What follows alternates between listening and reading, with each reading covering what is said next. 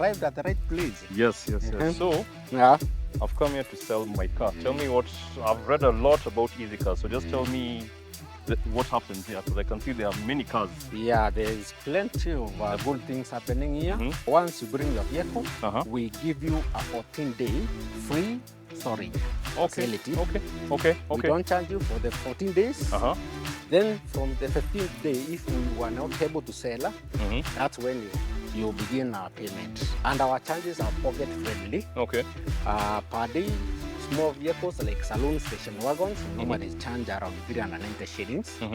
Big trucks like this one normally charge 550. Okay. And here we have a washing bay. This is where normally we wash vehicles each and every day. So cars are we ensure that cars are clean.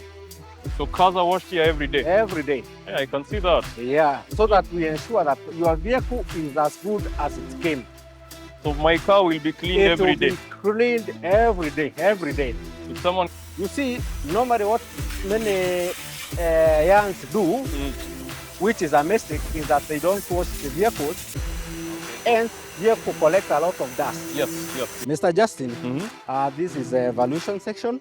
Okay. Here is where we normally do car valuation for you. I see. There's even one getting... these gentlemen are working on these vehicle. They are doing the valuation.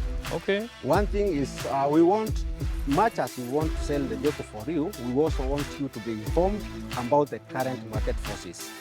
And also, we want to sell a vehicle for you, and once you leave the yard, you feel it that you've gotten the true value of your vehicle. That's why we normally do valuation. John, tell me, what about security? Oh, Justin, security is our paramount thing here. You see this perimeter wall? It is around a 2-story high. Somebody cannot climb this wall easily. Yeah. Looks and very then, hard. as you can see, there is a number of CCTV cameras installed everywhere. I see there's one here. There's one here, there's another one, there is others on the walls, and then we have an active control room there. Okay. Where somebody monitors the CCTV 24/7.